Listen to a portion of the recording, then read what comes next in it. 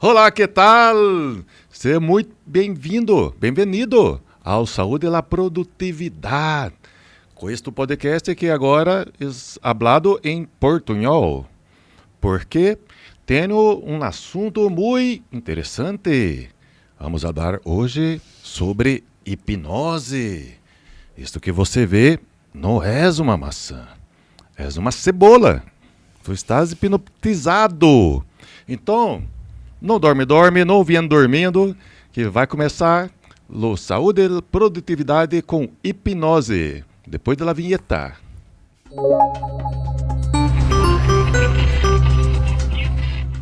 Gente, vou falar um negócio pra vocês. O que eu tô fazendo da minha vida? Eu fiz um portunhol péssimo, estraguei 2 idiomas, a pior imitação de Fábio Puentes que pode existir. Você precisa, no mínimo, deixar o like nesse vídeo. Que eu tô aqui passando uma vergonha alheia no meu convidado. Então, por favor, já deixa o like, curta, compartilhe, porque o assunto é sério. Eu fiz uma abertura toda jocosa, mas a gente vai falar de algo sério, que é hipnose clínica. E aqui conosco hoje, eu tenho a alegria de receber o Dr. Cláudio Rogério de Souza, que ele é especialista em psicopatologia clínica, ansiedade, depressão, pânico, suicídio, transtorno em geral, em hipnose clínica e é mestre pela PUC de Goiás. Seja muito bem-vindo. É uma grata alegria e satisfação poder estar, né? Até assim, falando de hipnose nesse sentido. Mas o interessante é assim, que nós vamos desmistificar algumas coisas, compreender outras e trazer o quanto é acessível, né, essa técnica nos dias de hoje. Então, sempre vai ser interessante, tá? Não é essa hipnose de palco, que foi de uma forma esplendidamente interessante apresentada, mas é a hipnose clínica que tem um contexto mais terapêutico, enfim, vocês vão achar muito interessante. Vale a pena você assistir conosco. Cláudio, essa hipnose de palco, que aqui eu fiz uma paródia horrível do Fábio Puentes, que é alguém que marcou muito a minha infância, porque todo programa de auditório ele aparecia, falava que a pessoa comia cebola e pensava que era maçã, entrelaçava os dedos e outras coisas do tipo. Eu acho que é importante a gente relatar para o nosso público que a hipnose vai muito além disso. Ela tem uma série de aplicações clínicas. A hipnose também é um conceito que pode ser utilizado junto com a psicoterapia. Você consegue diferenciar para o nosso público o que é essa, primeiro, essa hipnose de palco funciona mesmo? E se funciona, qual que é a diferença dela para a hipnose que você faz? Então, o que acontece? A hipnose é um estado alterado de consciência, né? No caso, ela traz uma atenção concentrada para um determinado aspecto, no caso, o interior, enfim, as emoções, e assim, acessando dentro do contexto do humano, a questão do inconsciente, né? E o que nós vamos acessar? As emoções, os sentimentos, os traumas, fobias, e geralmente são acessadas de uma forma mais profunda através da hipnose, porque elas não estão no contexto da consciência. Então é utilizada dessa forma. E é algo muito natural. O que acontece? A gente naturalmente acaba ficando em estado de hipnótico. Por exemplo, eu estou assistindo um futebol na TV. Eu me concentro tanto naquele contexto, eu me concentro tanto naquela situação que tudo que é externo perde a sua força. As pessoas podem até nos chamar pelo nome, enfim, mas eu estou tão concentrado, é um estado natural hipnótico que eu estou vivenciando. Então é algo próprio do ser humano, que a sua atenção fica extremamente concentrada em um determinado ponto e isso faz com que ele se desligue, vamos dizer assim, do contexto externo. Tá? E as pessoas podem chamar, né? Isso aconteceu agora nos bastidores. O Bruno estava, né, do som e da filmagem, estava concentrado e a colega chamou, ele demorou a responder. Então ele estava no estado de imersão, ele estava imerso nesse processo de atenção, uma atenção extremamente concentrada. Então é natural do ser humano. Então a técnica é potencializar isso que é natural. E o que acontece? De palco, qual que é a diferença entre palco e a questão da clínica? Para entender isso é o seguinte, ambas funcionam, mas a Ok. sua aplicabilidade ela é distinta. A aplicabilidade de uma hipnose de palco é para trazer entretenimento. Tá? A função é basicamente essa. Certo. Além de trazer entretenimento, trazer a compreensão de que a técnica é funcional, de que a técnica existe. E assim, o poder não está em quem gerencia a hipnose, o poder está em quem permite ser gerenciado. Porque através da sugestão, a pessoa é sugestionada e nessa sugestão o hipnólogo vai orientando, vai direcionando e a pessoa vai caminhando no processo. Dentro da questão da clínica, a aplicabilidade é outra. A aplicabilidade é terapêutica. Eu vou tratar as suas neuroses, eu vou tratar as suas demandas internas de traumas, de feridas emocionais. Então, há um tratamento terapêutico. E também, obviamente, acompanhado de um tratamento psicoterapêutico, que aí a gente aprofunda um pouco mais. Dentro do contexto de palco, não há um tratamento, não há algo terapêutico, algo de entretenimento. É só um show, é diversão. É diversão. E assim, A finalidade é válido, essa. né? É válido porque é diversão, é uma técnica muito legal e está tudo bem. Não faz mal e as pessoas assim depois elas voltam ao normal porque elas saem do estado de inconsciência, porque é uma linha muito tênue entre estar consciente e inconsciente e está tudo bem. Mas a aplicabilidade terapêutica no consultório é extremamente eficaz. Vou trazer para vocês os casos, vocês vão achar assim, nossa, que legal. Perfeito. Você começou falando sobre a questão do foco, da atenção. Quando a pessoa está no estado de transe hipnótico, ela deixa de focar em algo ou ela passa a ter um foco maior em outro objeto? Como que funciona Então, o foco? na verdade, o foco, né, entra toda a questão anatômica e fisiológica do córtex cerebral, enfim. Então, não é que ela deixa, é o contrário. Ela passa a ter um foco específico, porque nós temos dois tipos de atenção. Atenção concentrada e atenção difusa. No contexto da hipnose, a atenção difusa, ela minimiza e a atenção concentrada, mais focada, ela aumenta. E dentro do contexto interno. Porque aí eu estou conduzindo como psicólogo, né, como hipnólogo, estou conduzindo para isso. Para quê? Para que a gente possa fazer o aproveitamento que a gente fala, que dentro desse aproveitamento é justamente essa reedição de imagem, reedição de significado, de sentido. Eu vou reeditar a gente fala reeditar no sentido de dar um novo significado a essas emoções, ou vou fazer com que essas emoções percam força, porque todo trauma ele está muito pautado nas emoções que foram provocadas no momento do dano, né, do dano psicológico. Então é isso. Então aumenta sim a atenção concentrada. Ele é focada. E focada para onde? Para questões internas, para que a gente possa acessar o inconsciente e alcançar isso que ao longo prazo foi se estabelecendo no processo existencial da pessoa. A todo momento a gente está captando informações do ambiente. Sim. Informações, ruídos, informações de imagens. Então tem muita coisa acontecendo e a gente dedica a nossa atenção em alguns pontos específicos. O nosso córtex pré-frontal, especificamente, ele está relacionado à capacidade de fazer escolhas, é uma parte mais analítica. Então, durante o transe, se o objetivo é olhar para dentro, é como se o cérebro, por algum instante, ele desligasse, bem entre aspas, essa percepção sensorial externa para conseguir focar no que está dentro? Sim, é por aí? É porque, na verdade, diminui a questão do estado de vigília. Porque, de alguma forma, nosso estado de vigília, né, do juízo, da crítica, de tudo isso, dentro de um contexto de consciência, ele está adequado. Né, porque isso é protetivo para nós. Perfeito. E quando você entra no estado, né, de transe, isso reduz para que o hipnólogo ou o terapeuta ou o psicólogo possa, de alguma forma, trabalhar dentro da sugestão. Então, o que acontece? Se eu estiver muito consciente, eu tenho uma maior resistência. Quanto mais próximo do inconsciente, isso reduz, porque eu estou centrado nisso, não no contexto externo, faz com que, de alguma forma ou de outra, eu possibilite o acesso a isso.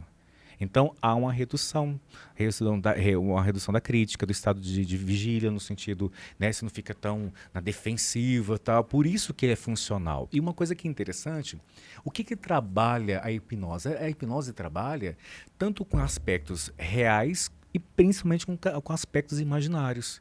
Mas como que isso funciona? Um exemplo muito clássico. Nós não sofremos, de alguma forma, antecipadamente por situações que não aconteceram? Sim. O futuro nem existe. Nem existe. Então, o que acontece? Dentro dessa perspectiva, eu estou sofrendo porque, um exemplo, sei lá, aleatório. Eu vou ser padrinho de um casamento no domingo. Aí eu sofro, tal, como é que vai ser? E como é que vai ser minha performance? Que roupa que eu vou? Então, eu já começo a imaginar, a visualizar, a fantasiar como é que vai ser aquele contexto. E dentro disso, há repercussões de pensamento, há repercussões orgânicas, fisiológicas, há repercussões emocionais. Então, toda uma dinâmica começa a acontecer a partir daquilo que o meu cérebro, que é minha mente, começa a visualizar e a fantasiar, vamos dizer assim. Por quê? Porque não existe dentro do contexto do inconsciente essa questão de separação entre realidade e fantasia. É tudo real. Por isso que a gente sofre antecipadamente por questões que nem aconteceram, mas eu começo a visualizar, imaginar e isso acontece. Então eu uso desse mesmo princípio dentro do contexto da hipnose, porque aí eu crio situações, como terapeuta, como psicólogo, eu crio situações para favorecer uma reprogramação mental ou criar hábitos ou situações ou comportamentos diferenciados daquilo que de alguma forma estão sendo disfuncionais. Consegue entender? Muito. Eu posso tentar fazer uma analogia, se você considerar que é oportuna, como no Matrix, em que você tem um ambiente simulado. Sim. Então, quando você vai para essa parte mais imaginativa, você está indo para um ambiente simulado, que não é de fato um ambiente real, mas o que acontece lá, seu cérebro, sua mente interpreta como real. É por aí? Sim, e uma coisa que dentro do contexto de compreensão da hipnose, da questão literária, né, a literatura da hipnose traz assim, uma coisa legal que a gente como psicólogo estuda muito. No desenvolvimento infantil da criança existe um momento da função simbólica. Tá. A função simbólica, para você entender, é o que acontece. Há um momento que a criança começa a fantasiar e dentro dessa questão de fantasiar, por exemplo, ela começa a dar aula para várias criancinhas imaginárias. Sim. Ela começa a dirigir com a tampa da panela. Então, isso é função simbólica, a capacidade de você criar um ambiente, uma situação com toda a sua simbologia para que você possa desenvolver sua criatividade, desenvolver várias questões e várias potencialidades de inteligência ou várias possibilidade de inteligência dentro desse contexto da função simbólica, né? Aí você se torna um animal e você fala e papapá, criança, gesticula, ela cria todo o ambiente. É real aquilo? Não. É dentro desse mundo da fantasia e desse mundo lúdico criado. Mas é útil para ela se desenvolver. É muito funcional, porque ela cria uma capacidade de que ela se torna astronauta sem mesmo ter ido à Lua. E detalhe, isso dentro de um contexto de desenvolvimento, olha tanto que isso amplia. Olha a repercussão de expansão mental ou de expansão em relação à questão de tudo que há dentro dessa dinâmica da psique. Então, levando isso para o contexto da hipnose, isso a gente faz com que se torne terapêutico e funcional. E uma coisa, a hipnose ela não tem nada a ver, né, vamos dizer assim, com questões até religiosas, porque geralmente, né, tem essa questão também, não é porque assim, né, acaba que por ser psicólogo, pela questão do mestrado, a gente vai se tornando mais cientista, mas uma coisa certa. Vai ficando cada vez mais analítico mas e uma menos coisa certa, a gente ainda carrega as nossas matrizes. Sim. No sentido religioso, econômico, enfim. Então, assim, o que acontece? Por fazer hipnose, algumas pessoas chegam assim, você poderia fazer regressão de vidas passadas? Aí eu falo assim, então, a hipnose não tem essa perspectiva. Mas se isso acontecer, a gente faz, a gente trabalha. A perspectiva dentro dela não tem, né, até a fase intrauterina. Se passou disso, a hipnose, Cláudia, olha, pode ser hipnose. Agora, se é de alguma forma vida passada, isso é uma outra questão. E que dentro do contexto clínico, eu vou trabalhar como comportamental cognitivo que sou, eu vou trabalhar, a minha leitura é comportamental, a minha leitura é clínica. Tá, se ele foi de alguma forma lampião, né, algum tempo atrás, tá, o que é mais importante? É ele ter sido lampião ou que isso repercute no contexto de agora? Como ele reage Como a ele isso? reage? Posso dar um caso clínico muito Por louco? favor, por Gente, favor. muito interessante. Eu tenho o quê? De hipnose, de consultório, eu tenho 21 anos, né? Porque eu formei. Enfim, foi muito tempo. Eu tenho 21 anos de consultório. E de hipnose tem 10 anos. Um advogado me procurou que todas as vezes que ele ia fazer as audiências, ele ficava muito ansioso. Só que ele ficava muito ansioso ao ponto de passar mal. A de ter, assim... Taquicardia, palpitação, não, falta de ar. Isso, passava mal, desmaiava. Ele tinha reações muito abruptas e muito desproporcionais àquele evento. Né? Então, a demanda do evento e a provocativa do evento não era condizente com a reação física dele. Então, todas as audiências que ele tinha que ir para as audiências, ele passava muito mal, ele tinha que desmarcar, ele começou a ter muito problema em relação a isso, porque ele não conseguia ter uma performance profissional adequada. Ok. E me procurou. Ué, então, tudo bem. Aí eu falei assim, olha, ele falou assim, olha, eu queria fazer hipnose, porque eu descobri que é interessante, para mim melhorar minha performance profissional. Eu sou advogado, tal, enfim. Tudo bem. Pus ele em transe. A primeira vez que eu coloquei, o primeiro dia que eu coloquei ele em transe, aí ele falou assim, aí ele já estava em transe e começou a narrar, porque a gente pede para falar onde a pessoa se encontra, tal. Tem uma técnica, né, para chegar nesse momento da regressão. Aí eu falei assim, onde você está? Aí ele falou assim, estou num lugar frio. Lugar frio é muito genérico, né? Eu falei assim, tá, seja mais específico com isso. Estou num lugar frio, gelado, tá molhado aqui. Aí eu falei assim, onde é que você tá? Aí ele, não sei, tá muito escuro. Aí eu falei assim, tá, um lugar escuro, molhado, tá, pergunta pro seu inconsciente, que lugar é esse? Ele, não, eu tô numa masmorra. Eu, masmorra? Eu achei isso tão profundo, né? Masmorra. Aí tá, eu falei assim, tá, o que você faz aí? Aí ele começou a falar numa outra língua. Ele começou a falar em francês.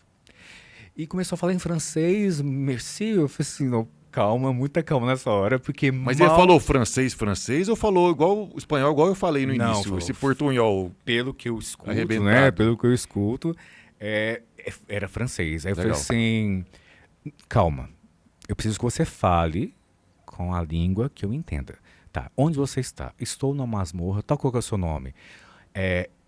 Islohan, alguma coisa assim.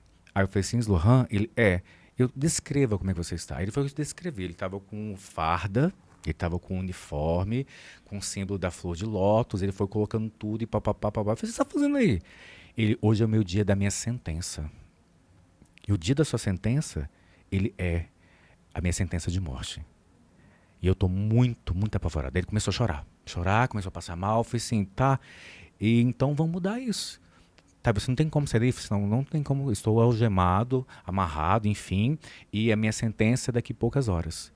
Aí eu falei assim, tá, e por que você está sendo preso? Não, houve uma emboscada, o time não, gente, o exército do rei, tal coisa, ele explicou tudo tecnicamente falando, tal, minha roupa é essa cor e tal. Aí eu falei assim, mas não tem ninguém para te defender? Ele, não. Gente, faça a compreensão do fenômeno. Naquele momento, ele estava numa situação de que ele estava condenado à morte e não havia ninguém para defendê-lo. E hoje, no contexto de hoje, não do contexto do transe, qual que era a profissão dele? Advogado. E detalhe, todas as vezes que ele ia defender uma causa de alguém, ele estava defendendo a própria causa. Por isso havia uma repetição daquela situação passada, independente de ser vida passada, mas havia uma repetição que estava acontecendo. O padrão se O repetia. padrão se repetia. Aí eu falei assim, não, vamos fazer o seguinte, vamos ressignificar isso. Eu falei assim, Legal. então tá. Então agora você tem do seu lado uma ferramenta capaz de tirar as suas algemas. Aí ele, como é que você sabe? Eu falei assim, porque tem. Aí ele foi, abriu, eu falei assim, e você vai fugir. Ele, mas se eu for fugir, eu vou ser pego. Não interessa, você vai fugir. Aí ele conseguiu fugir. Aí eu falei assim, e o que está do seu lado? Ele, meu cavalo aqui. Que cor que é o seu cavalo? Meu cavalo é preto. Aí ele e saiu, e sentiu liberdade. A gente ressignificou todo o processo. E ele saiu do transe, que é a imersão, e ele saiu do transe e tal. Nossa, que não sei o que, papapá.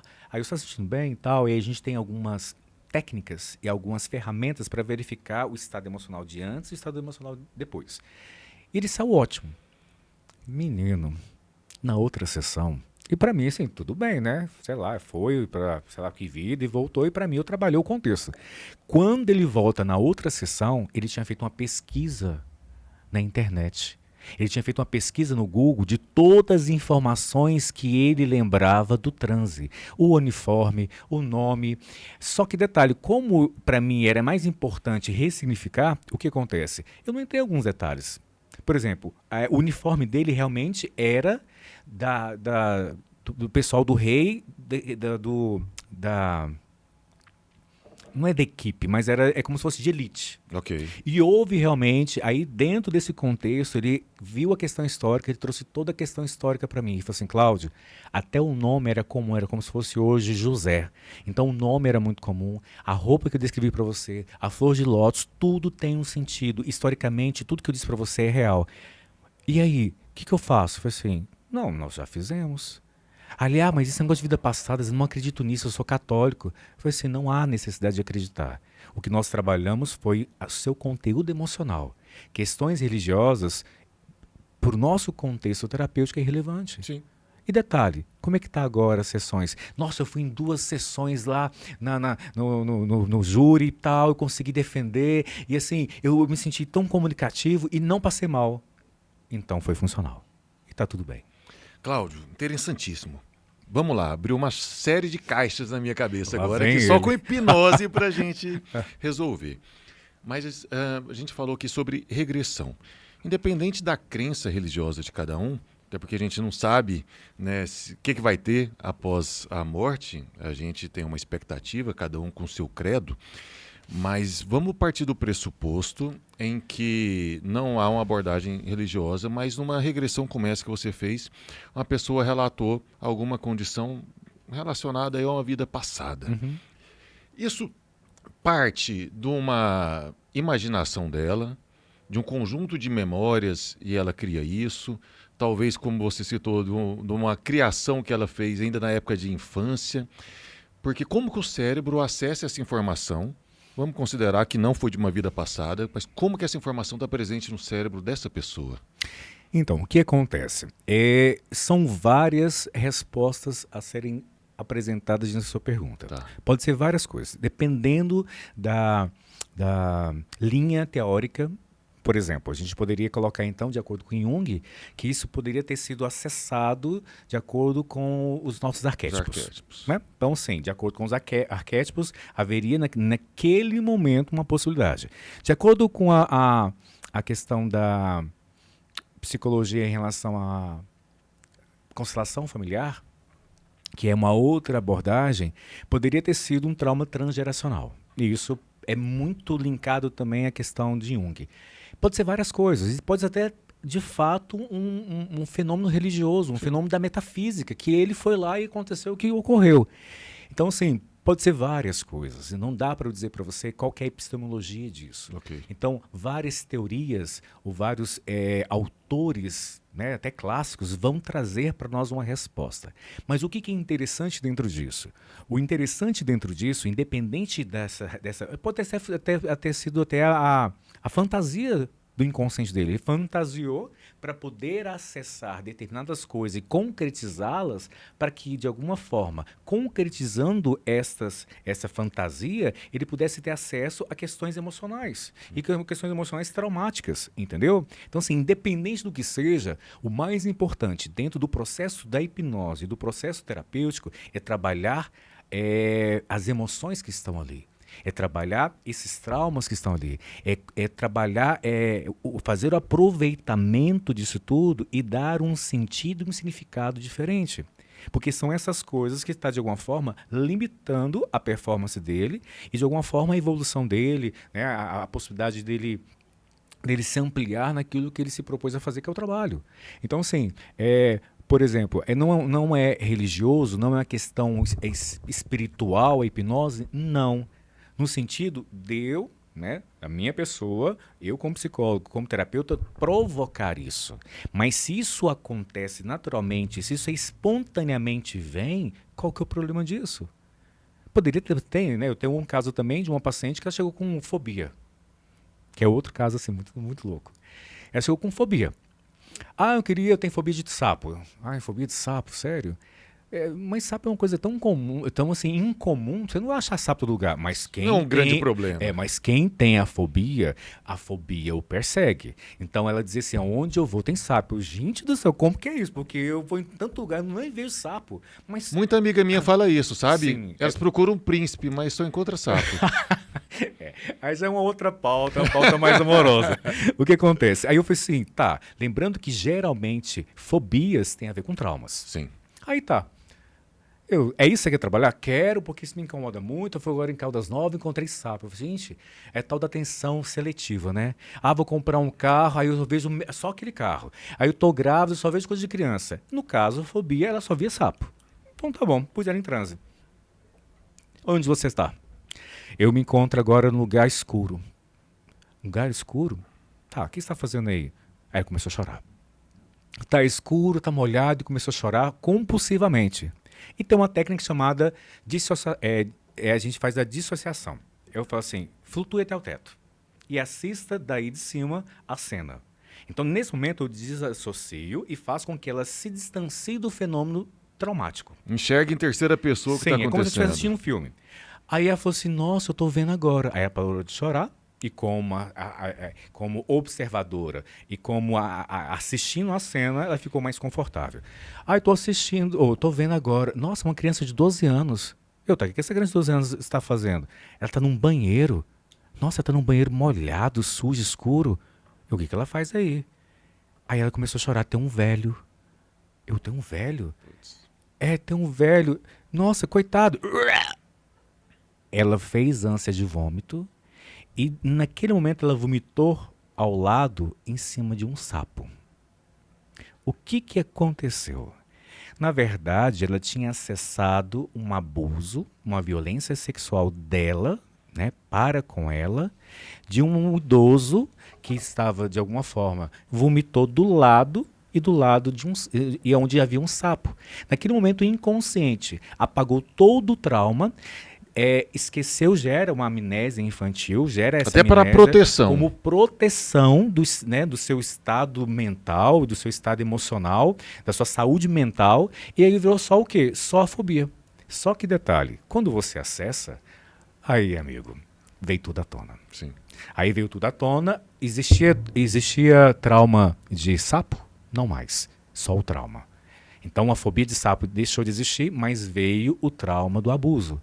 E nós começamos a trabalhar e fazer a limpeza, fazer a ressignificação. Aí veio o marido, porque o marido começou a falar que ela não estava querendo mais sexo, enfim, não tinha mais relação sexual. Quando ela fazia com o marido, gerava um gatilho de uma repetição do trauma. Que depois disso tudo, a gente fez todo o tratamento sexual com o marido. Provavelmente hoje ela se encontra ótima, porque eu dei alta, enfim. Então é uma outra situação específica de utilização da ferramenta da hipnose para tratamento de traumas, feridas e fobias. Nosso cérebro, ele é associativo. Ele associa, então, situações, sentimentos, emoções. E eu falo muito com algumas pessoas que muitas vezes indagam, questionam muito sobre o passado, muito sobre o futuro, que são abstrações. O passado já passou e às vezes a gente até edita algumas memórias e não lembra exatamente como foi. O futuro talvez nem exista. E eu vejo muita gente preso nesse movimento de passado, de futuro, ou associando suas ações com alguma determinada ocorrência. A minha pergunta é, e aí, o que você vai fazer com isso? Então tem gente que fala, poxa, eu estou pensando em ir numa cartomante, eu estou pensando em descobrir sobre o meu passado, eu quero saber do meu futuro. Qual ação você vai tomar a partir daí? Que é bem isso que você falou, né? Essa abstração, isso que foi acessado, nos dois exemplos que você trouxe, tanto faz se na verdade, a pessoa estava na masmorra ou se tinha um sapo ali. O importante é como vai se reagir depois que isso veio à tona. É por aí? Sim, é uma coisa que a gente tenta o processo terapêutico, né? No setting terapêutico, a gente vai orientando o paciente. Paul Sartre fala muito isso. O mais importante não é o que fizeram ou deixaram de fazer com você. O mais importante é o que você vai fazer com isso que sobrou de você mesmo. Essa máxima em relação à questão existencial é bem isso, né? Então, sim, as minhas emoções, elas não estão presas à linha do tempo. O que me aconteceu ontem é como se eu sentisse que foi agora, há poucos instantes. Então, quando você fala, vou buscar cartomante, vou buscar tal coisa, é algo equivocado, porque, na verdade, a busca é uma busca dentro de nós mesmos, de como gerenciar tudo isso. Quando a gente fala de inteligência emocional, a inteligência emocional é a capacidade de gerenciar tudo isso que está dentro de mim de uma maneira tão inteligente, então assim, elaborada, estratégica, que eu começo a ser dono de mim mesmo, trazendo uma governança muito maior. Então a hipnose é uma ferramenta de autoconhecimento poderosíssima. Por quê? Porque faz com que eu possa ter acesso a determinadas coisas. Tem gente que fala assim, não vou para terapia que eu vou descobrir tais coisas. Você vai descobrir o quê, gente? Você já sabe de tudo. Não tem essa coisa de descobrir. Mas descobriu que foi abusada. Não, já estava aí. A coisa só se revelou e você, de alguma forma, se deparou diante disso. Mas você não acha que o pessoal está cada vez mais nessa linha, querendo se entreter, querendo ver estímulos externos, para fugir de uma realidade interna? Porque sabe que ali tem um problema que ele precisa resolver, se ele quiser ter uma performance melhor em outras áreas da vida. Mas às vezes isso causa dor. Evoca memórias, sentimentos que não são agradáveis.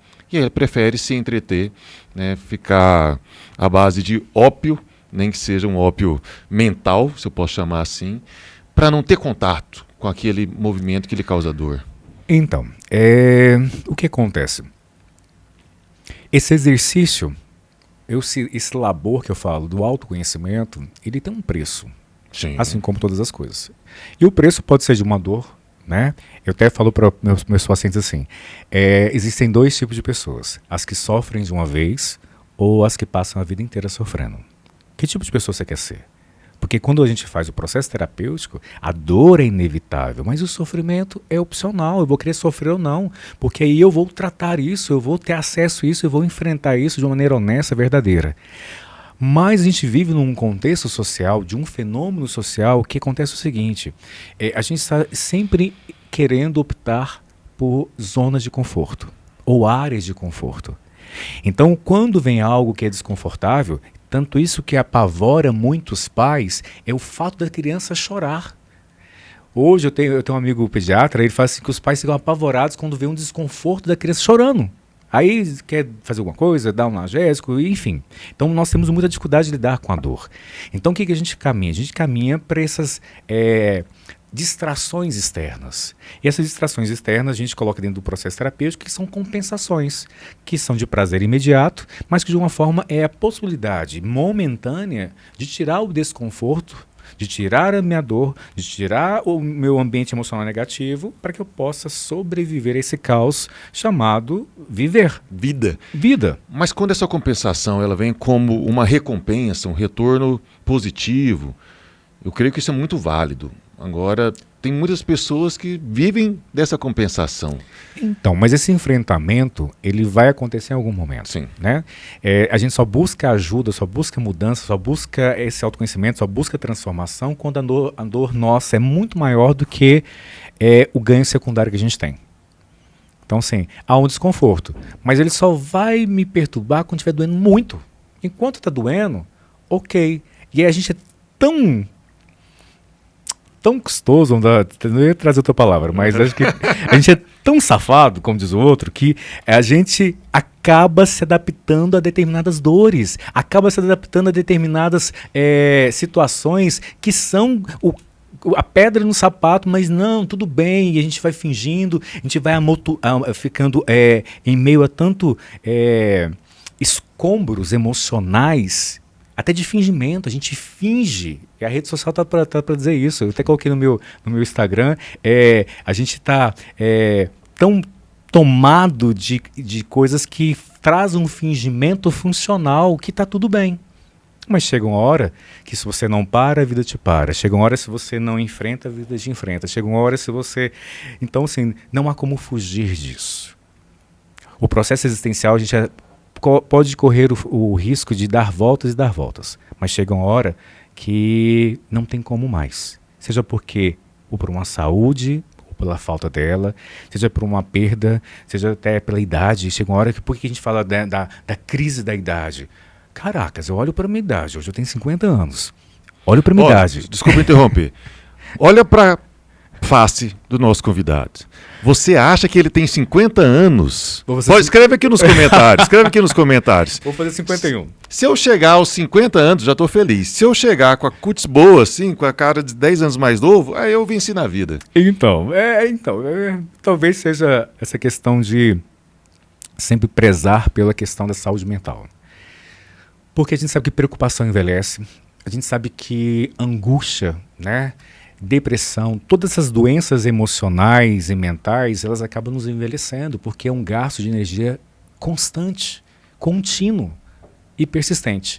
Então, quanto mais saúde mental você tem, maior a possibilidade de você rejuvenescer, de você, de alguma forma, ter a juventude de prontidão. Então, assim... Talvez seja esse o elixir da juventude, não sei. Até porque mais importante do que se apresentar e aparentar ser mais novo é ter a cabeça nova, né? Cabeça de jovem, né? A mente ativa. A pessoa pode envelhecer com 80 anos ou pode envelhecer com 20. Sim. E uma coisa, né? Maturidade não é uma questão de tempo. Maturidade é uma questão de disposição. Sim. E isso também tem a ver. A questão da maturidade é como eu lido, como eu respondo diante das demandas da vida. Então as situações elas sempre vão acontecer. Agora, como que eu vou responder? A hipnose traz, né? A hipnose, a terapia, a psicoterapia traz isso. Como que eu respondo diante dessas demandas da vida? O delito é desse tamanhozinho, eu crio uma tempestade no copo d'água. Eu faço o caos acontecer. Como é que não vai envelhecer? Como é que não vai ficar adoecido? Então, assim, o grande desafio humano talvez seja esse. O desafio de se conhecer. Sei que nada sei, então eu preciso me conhecer um pouco mais a cada dia.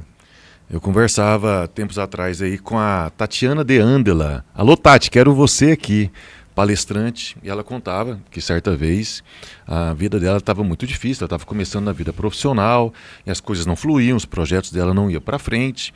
E aí ela foi conversar com um grande empresário e pegando aí conselhos com um grande figurão. E aí ele falou para ela, sabe qual que é o seu problema? Ela, o quê? É que você não tem problema. Tá leve demais. Tá fácil demais. O dia que o calo apertar de fato, você vai conseguir isso que você quer. Diz que ela saiu de lá indignada. Como assim? Não conhece a minha vida. Eu tô sufoco para pagar boleto e tudo mais.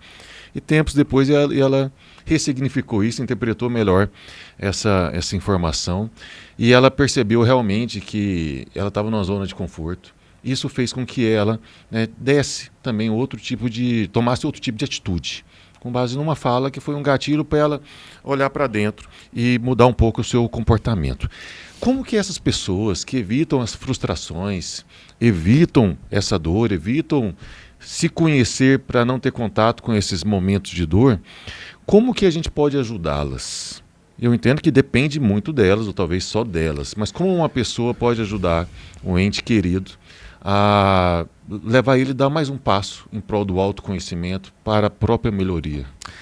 Então, o que acontece? As pessoas sempre perguntam assim, né? Como é que eu faço para ajudar alguém? Talvez seja a sua pergunta seja essa de maneira diferente, né? Que você falou para mim, ou fez para mim. A possibilidade de ajudar alguém é quando esse alguém, de fato, quer ajuda, ou pede ajuda. O grande equívoco da gente é ajudar quem não quer ser ajudado. Então, sim, trazendo dentro de um contexto de fé, vamos, né, que de repente, independente da sua fé aí, então, trazendo. Houve um momento que Jesus chegou diante de um cego e falou assim, que queres que eu te faça? Parecia tão estranho isso, uma pergunta tão idiota, perguntar para um cego o que ele quer que ele faça? E a resposta foi muito óbvia, que eu veja. Mas isso é extremamente psicológico e dentro das questões relacionais, extremamente útil de você fazer perguntas óbvias para que o óbvio de fato seja entendido, porque é pelo óbvio que a gente geralmente se equivoca. Geralmente a gente faz escolhas erradas. Então, assim, a intencionalidade de Jesus era saber se o cego sabia que ele era cego. Porque ele poderia, de repente, falar assim, não, eu queria que você me desse um pão, qualquer coisa, enfim. Então, a pergunta é, você quer ser ajudado? Mas de que forma você quer ser ajudado? Porque a nossa intenção geralmente é ajudar da forma que a gente entende, é de nossa perspectiva, é como a gente gostaria de ser ajudado, mas esse é o erro. Então, essa é a nossa régua, não é a régua do outro. Então o parâmetro não tem que ser o nosso, o parâmetro tem que ser o outro. Então assim, o que queres que eu te faça? E essa pergunta se encaixa. Eu estou passando por isso, eu estou sofrendo por isso. Tá, aí o que acontece? O processo da ajuda implica justamente saber o que o outro precisa ser ajudado. Se ele começar a trazer várias demandas, você começa a direcionar. Por que você não faz hipnose? Por que você não faz um acompanhamento terapêutico? Por que você não busca o psiquiatra? Por que você não faz tal coisa? Então você vai direcionando para essas demandas para os processos de ajuda. Fica muito mais fácil. Eu estou com compulsão alimentar. Olha, compulsão alimentar, a hipnose funciona. Olha, estou de repente querendo fazer um desligamento emocional.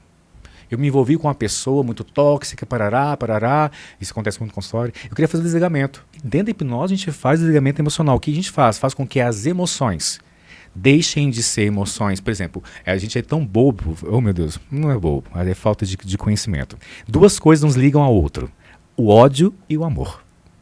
Okay. Então, quanto mais amor, mais ligado estarei a essa pessoa. E quanto mais ódio, mais estarei ligado. Então, o desligamento emocional implica justamente a neutralidade dessas emoções. Se eu não sinto nada por você, nada me ligará a você. Então, o que a gente faz no desligamento emocional, pela hipnose, a gente traz a neutralidade das emoções. Acabou. Desligou. Enquanto eu estou remoendo com raiva, com ódio, estou ligado. E detalhe, o ódio é amor adoecido. Então, quanto mais amor você teve, mais ódio proporcional você vai ter. Então, nem odiar, nem amar. Se você quer, de repente, se desvencilhar do outro, é preciso neutralizar essa emoção. E assim vai. Eu preciso direcionar. Mas a primeira coisa, para ajudar, o que queres que eu te faça? Existe uma dor, existe algo que eu estou enxergando. Existe uma comunidade que nos assiste, seja o pai, seja a mãe, seja o marido, o namorado, seja quem for. As pessoas assistem aquilo que é bom e aquilo que é ruim. Aquilo que é doloroso, aquilo que traz alegria. Então, quando eu assisto, fica muito mais fácil. Então, primeira coisa, eu preciso estar na convivência. Eu preciso estar ao lado. Estando ao lado, eu enxergo. E enxergando, eu faço a proposta. Aí a proposta é, o que queres que eu te faça para te ajudar? Pronto. O grande objetivo... Acessei. O grande objetivo desse podcast, quando foi criado, é para elevar o nível de consciência das pessoas. Eu recebo aqui toda semana convidados ilustres, gente brilhante como você, que vem trazendo informação para o nosso público, que a ideia é, se a informação que você trouxe, o conteúdo que você traz, fizer sentido para uma pessoa, valeu a pena. Eu ter dedicado meu tempo, você ter dedicado seu tempo, o Bruno, a Juliane, toda a nossa equipe e nossa rede que faz isso aqui acontecer. Porque eu acredito fortemente que uma pessoa com um maior nível de informação, ela consegue tomar melhores decisões. E a partir daí ela consegue resolver situações na sua vida e prosperar também. Cada um no seu estágio, cada um no seu caminho. Mas eu te pergunto, e aquela pessoa que não consegue ver um caminho? Já viu aquelas pessoas que é ó céus, ó vida, para mim nada dá certo, para mim nada funciona, a vida foi cruel comigo, eu sou o preterido do universo. E por mais que você possa até tentar contradizer, sempre vai ter um argumento dela, que só faz sentido na cabeça dela muitas vezes, mas ela é incapaz de ver um caminho. Tem alguma forma de a gente ajudar? Porque essa pessoa, ao contrário do que você disse, ela não quer ser ajudada, ela está no estado de negação. E aí, o que a gente faz para tentar dar um sacode? Ou não tem jeito? Cada um tem que perceber ao seu tempo. É engraçado, né, Bruno? O que acontece?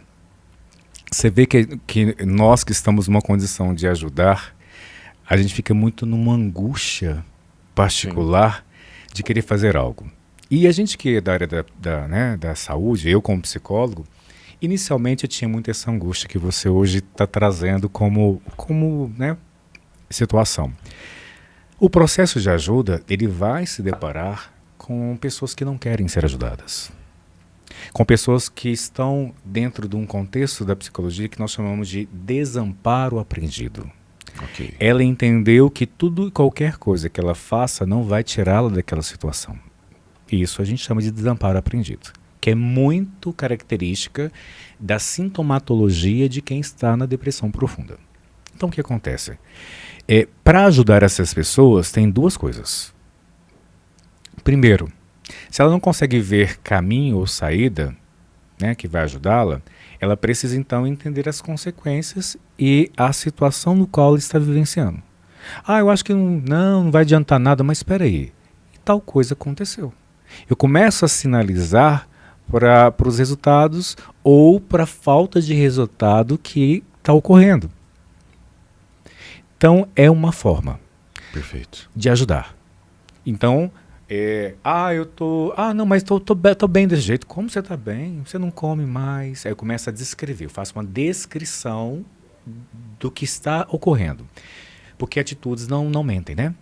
Então, contra argumentos não há... Fatos não há argumentos. Então, você começa a descrever, olha, você não está comendo, não sei o quê. Porque o que acontece? Quem tem essa questão de não querer ser ajudado, começa a minimizar a problemática. Para que eu possa ajudar, eu preciso sinalizar, então, as consequências do que está ocorrendo. As consequências ou a sintomatologia. Fazer a pessoa perceber aquilo, Isso. dar luz Aí eu faço à aqui. situação. Eu trago uma coisa chamada que na terapia a gente faz muito, que é reestruturação cognitiva. A reestruturação cognitiva eu trago também uma percepção do que está acontecendo, porque ela perde a percepção real da situação. Ok, faço tudo isso. Não se convenceu. Aí acontece o quê? Uma última ajuda. Tem pessoas que a maior ajuda que nós possamos fazer é não ajudar. Se eu fiz de tudo para ajudar e a pessoa não se abriu para ajuda, talvez a ajuda que eu possa fazer é não ajudar mais. E detalhe, entra dentro de uma questão também da gente, íntima nossa.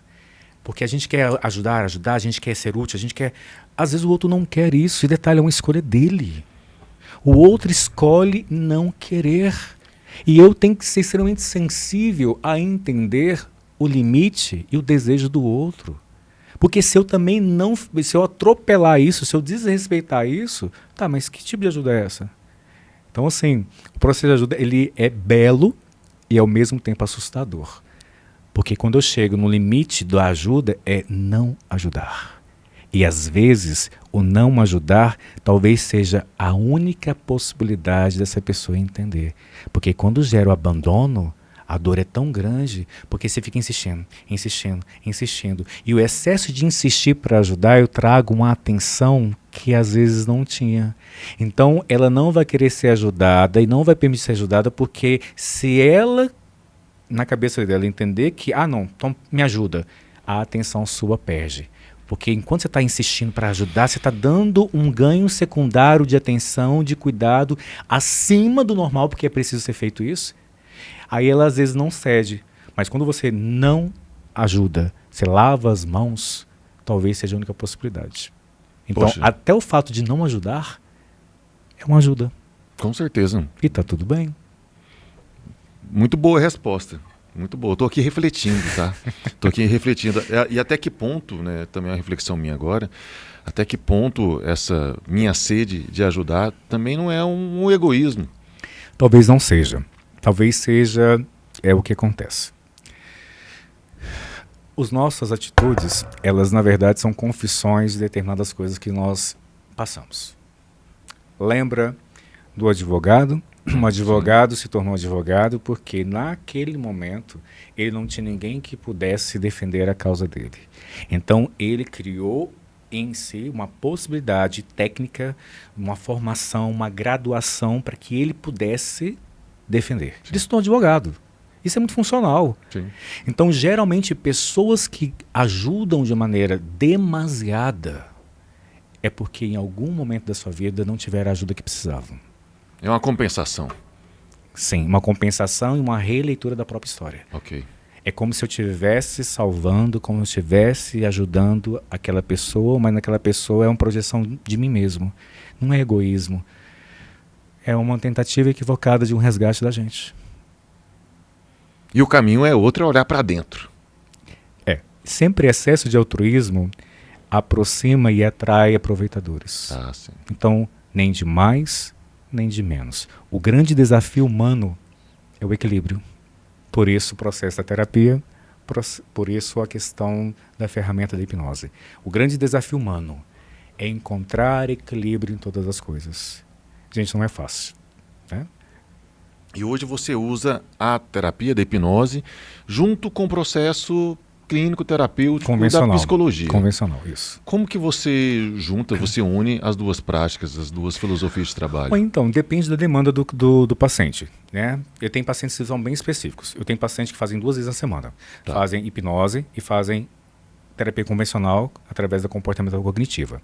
Tem paciente que não. Tem paciente que eu só vou usar a hipnose quando eu percebo que dentro daquele processo, daquela narrativa, daquela demanda que ele traz, está muito difícil dele entender por que ele está repetindo tais padrões de comportamento. Os modos operantes estão muito inconscientes, estão muito automáticos. Aí eu preciso investigar, eu investigo através da hipnose, aí fiz isso, aí eu trabalho dentro do contexto da terapia convencional. Então, depende. Uns são mesclados, outros são mais direcionados. Mas uma coisa é certa, a minha maior preocupação e o intuito é trazer saúde mental. Com certeza. Independente do que for feito, né, de mais ou menos dentro do processo, pode ser mais hipnose, enfim, para mim o que importa é o bem-estar.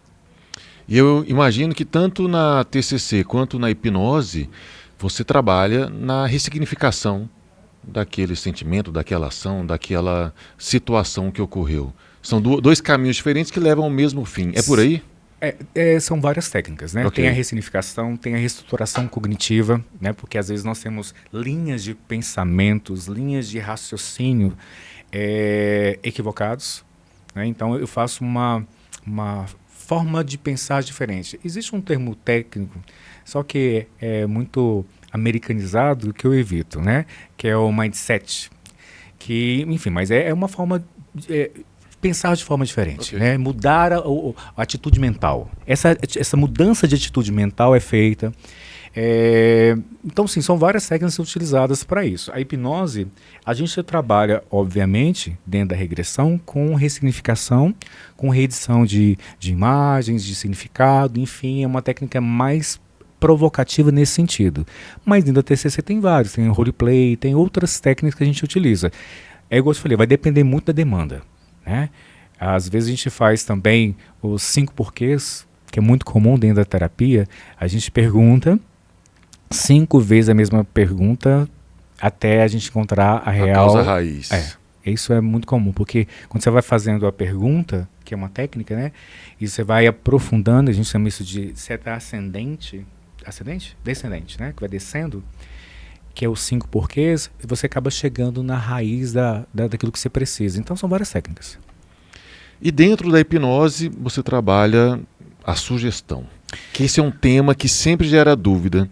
Até que ponto a pessoa hipnotizada ela vai estar sugestionada, como que funciona essa sugestão, se ela vai estar lúcida, se ela não vai. Esclarece para o nosso público, por favor. Então, primeira coisa, para a gente entender como é que é o processo da hipnose.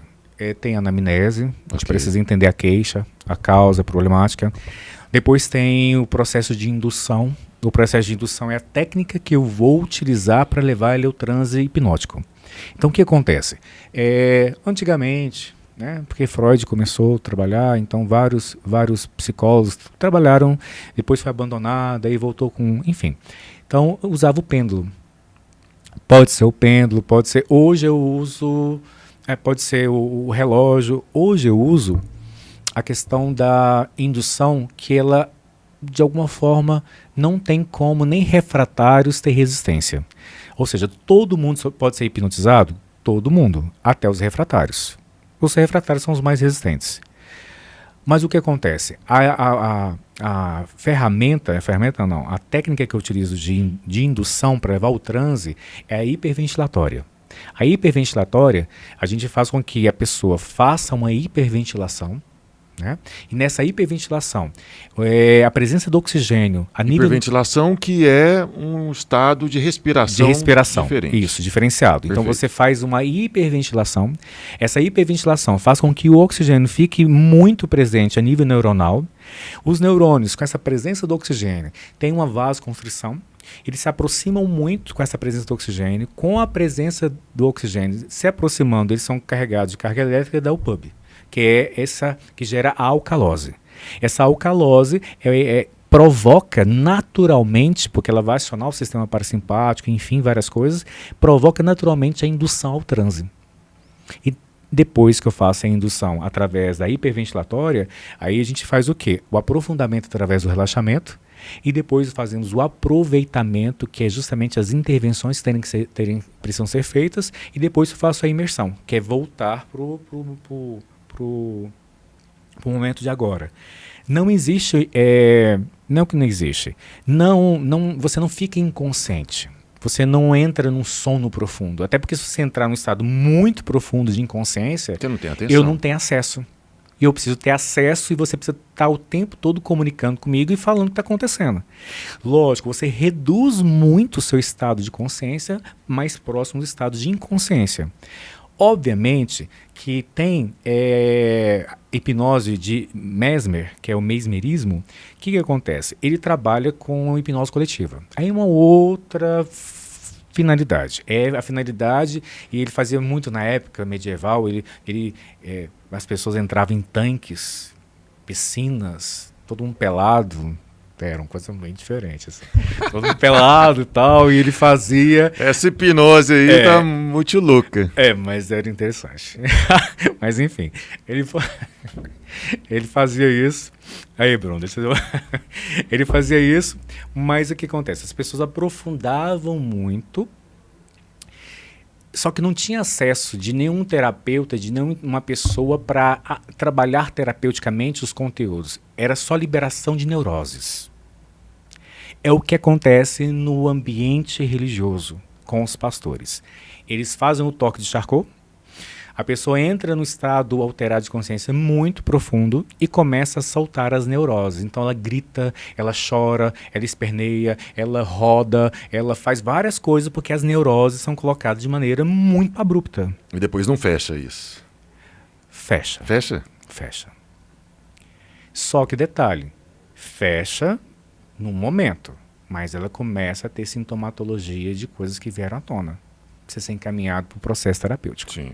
Na igreja, eles levam para um processo de cura interior, que é um processo de acompanhamento de oração, entendeu? Tá, então, voltando em relação a isso, então gera todo esse passo a passo para o transe. Tá, quem não é hipnotizado? Só os loucos e os burros. Ou seja, todo mundo é. Fica a dica, se você não for hipnotizado, você está numa classe ou em outra, cuidado, hein? Agora, o que não é indicativo? Não é indicativo para pessoas que têm um diagnóstico de esquizofrenia, tá? Por quê? Porque a esquizofrenia, ela trabalha muito no surto psicótico, que ela não consegue separar a realidade de fantasia. Se eu coloco essa pessoa dentro de um processo de hipnose, ela não vai conseguir separar o que é realidade e o que é fantasia. Dá um trabalho enorme de voltá-la para a realidade. Tá, se tem essa pessoa com esquizofrenia, em que ela pode ter uma dificuldade na percepção do seu self, né, da sua autoimagem, de como ela é, a sua rede padrão pode não estar muito adequada como geralmente é a nossa, a ponto dela fantasiar, como você bem falou. Você consegue acessar uma outra, entre aspas, personalidade dela? Desculpa se eu não estou usando os termos mais corretos, mas uma pessoa que em algum momento ela acha que é uma outra pessoa. Quando você faz o processo de hipnose, você acessa essa fantasia da outra pessoa? Não precisa nem de hipnose para isso. Eu atendo esquizofrênicos. Então, minha especialidade é depressão, ansiedade, fobias, pânico, suicídio e esquizofrênicos.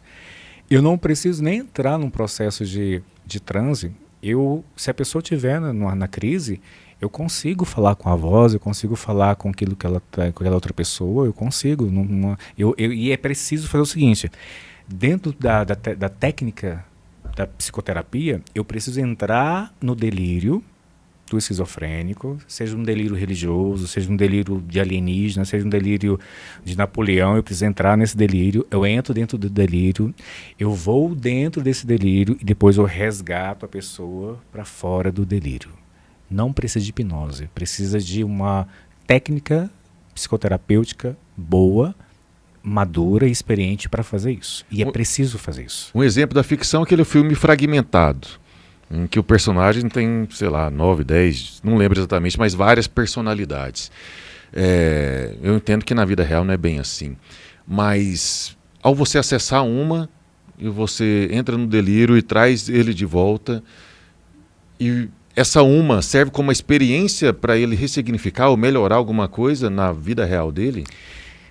Então, a literatura diz o seguinte: o Fragmentado, ele é uma ficção interessante.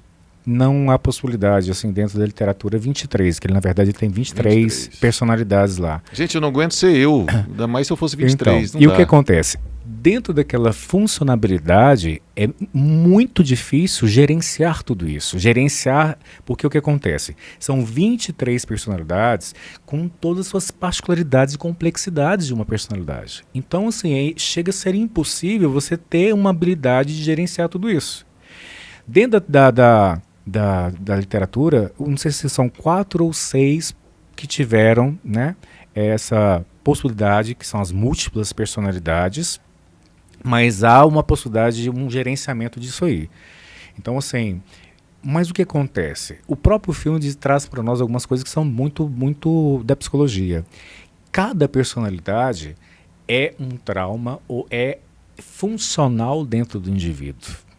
Entendeu? Por exemplo, eu atendi um paciente que ele tinha 4 vozes dentro da cabeça.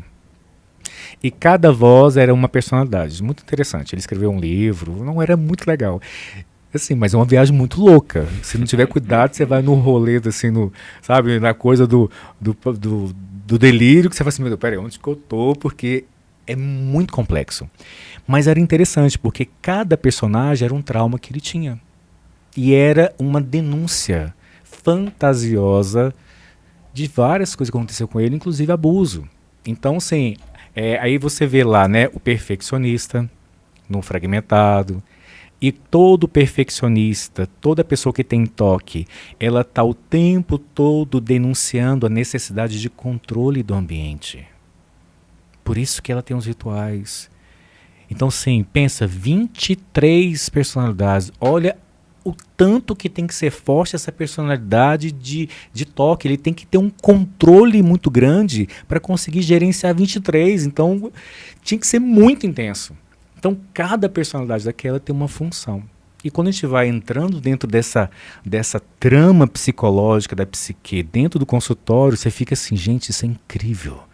Mesmo que seja patológico, é muito incrível como é que ele conseguiu. Lembra, a mulher não, a psique dela conseguiu fazer com que o trauma de abuso fosse esquecido e ficasse o sapo. O sapo tampou todo um trauma. Olha, tanto que isso é interessante, tanto que isso é funcional, porque senão ela tinha enlouquecido. Ela tinha, de repente, sabe, se matado. É muito legal. Eu sou suspeito em falar em relação a questão da psicologia, porque é fascinante. Dá pra ver que você é apaixonado pela área, pelo tema. A gente falou em filme, eu lembrei de outro, O Brilho Eterno de uma Mente Sem Lembrança. Já assistiu esse? Não assisti. Eu quero assistir, depois eu quero anotar. No meu Instagram, eu tenho um negócio sobre leitura de filmes. Aí eu fiz a leitura do filme do Poço, que é sensacional. Aí tem o Poço, que a leitura foi feita essa compreensão psicológica. A Cela, né? O Milagre da Cela. Então, eu gosto muito quando a gente pega a ficção e traz uma leitura da compreensão dessa ficção no contexto da atualidade. Eu preciso fazer mais isso, porque isso me fascina, né? Igual você está falando assim, né? Você trouxe Fragmentado, tem outros que tem a Cela, que a psicóloga entra dentro da mente do assassino. Aí tem um cavalo que corta lá na hora, fica todo... Enfim, muito interessante, que ele é esquizofrênico, inclusive. E assim vai. Então, assim, quando a gente traz essa questão do cinema, que é uma outra área de atuação da psicologia, até também falando em hipnose, tem aquele corra, acho que é corra. A hipnóloga, ela faz com a xícara. Aí tem o preto, né, que é o protagonista, e toda uma...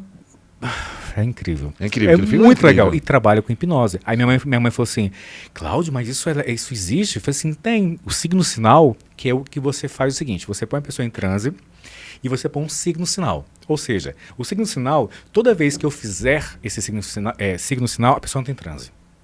É muito legal, assim, muito legal no sentido assim, por exemplo, no contexto do consultório, se eu faço o signo sinal, eu não preciso mais fazer todo o processo de indução para ela entrar em transe. Por exemplo, se toda vez que eu colocar o celular aqui, eu fizer isso e fiz isso como signo sinal, a pessoa na minha frente entra em transe. Por quê? Porque eu fiz o signo sinal. Então lá, toda vez que passava a colher na xícara, as pessoas vítimas daquela hipnóloga entravam em transe espontâneo. Isso é real. Mas na vida real é com aquele grau de simplicidade? Sim, é o signo sinal. Não precisa de nenhum estado mais relaxado, hiperventilação, nada? Não entra em transe. E a gente, quando faz a formação em hipnose, a gente trabalha muito com signo sinal. É uma aula só de signo sinal. É muito engraçado. Estrala o dedo, a pessoa... É muito, muito interessante.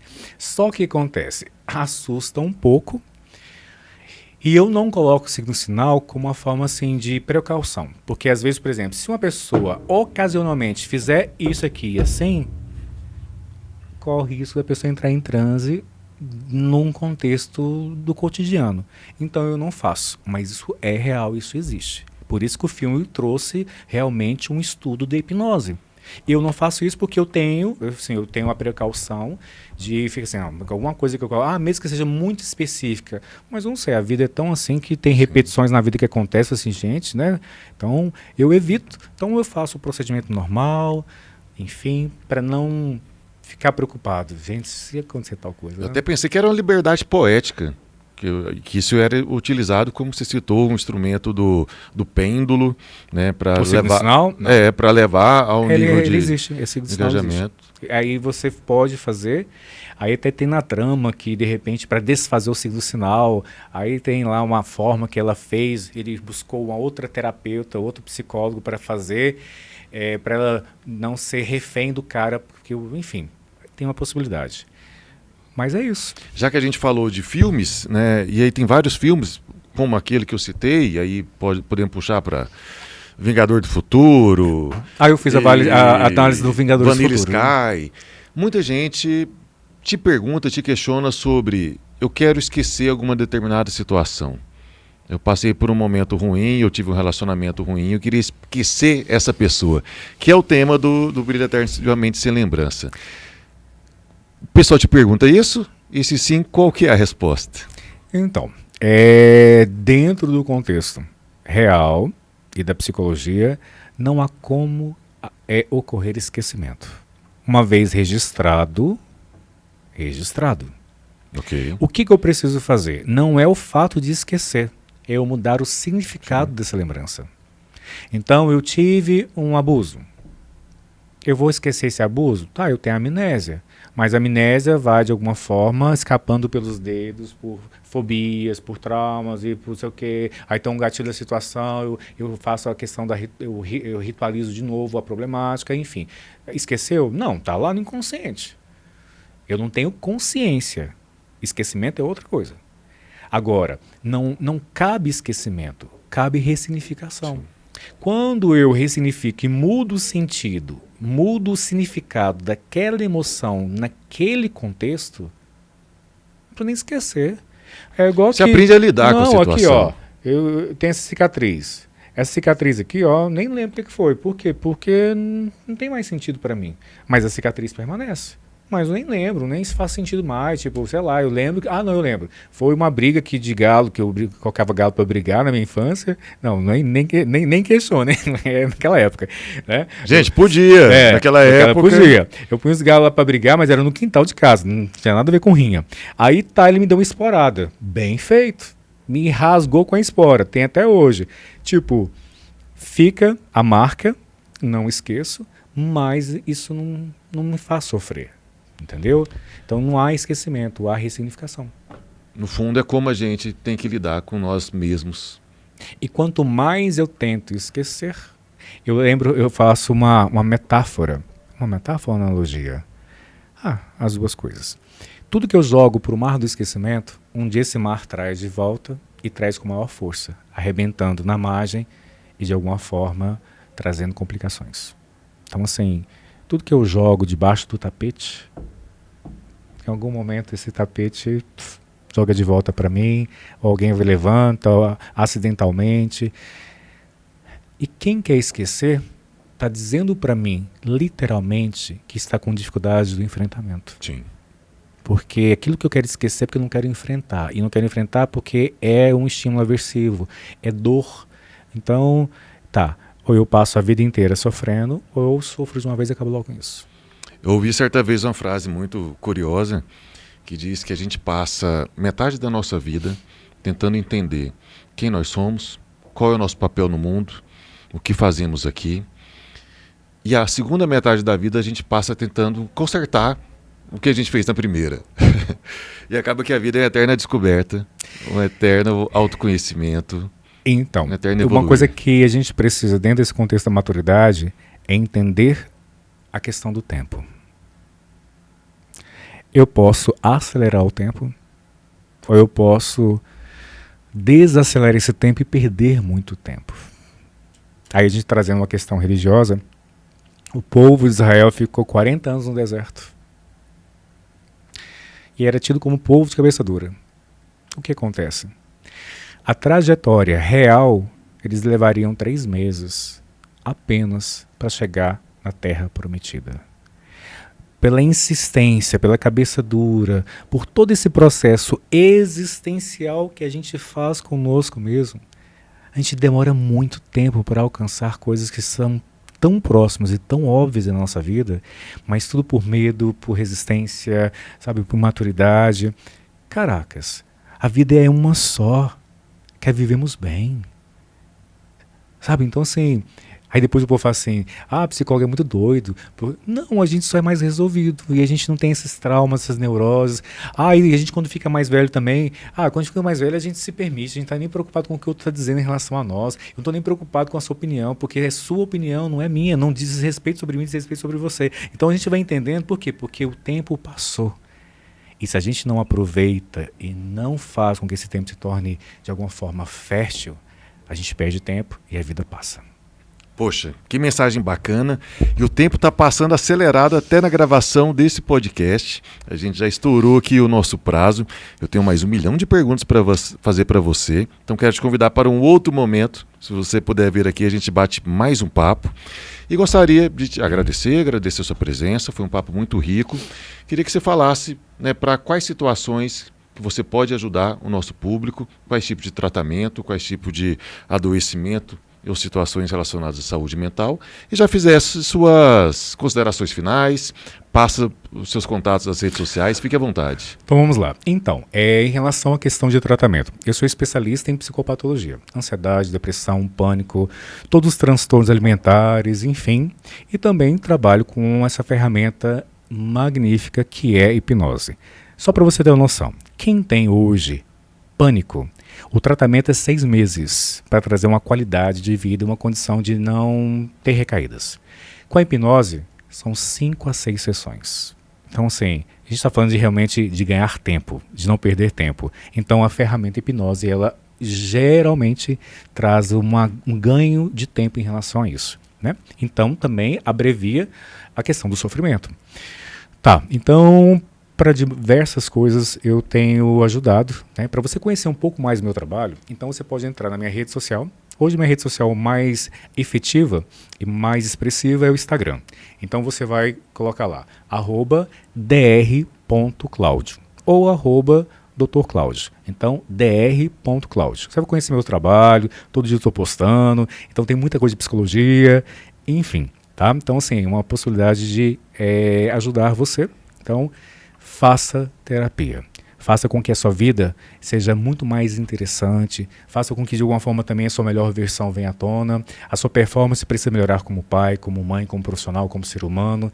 E, assim, que fique suportável o fato da sua existência, esse contexto da vida. Porque só o fato de existir já é complicado. Imagina ter que suportar aquilo que você é. Então, assim, aprender a lidar com a própria presença é fundamental para a gente ser um pouco mais feliz. E é isso. Muito obrigado, Dr. Cláudio. Agradeço também aí a nossa equipe técnica, meu xará Bruno, Juliane Caldeira, César, também a nossos sponsors, Sandro Mabel, Paulo Vargas, Sandra Persim, e gratidão eterna a você que nos acompanha toda quarta. Quarta que vem a gente volta, sem portunhol, mas com outro tema muito interessante para você. Te vejo no futuro.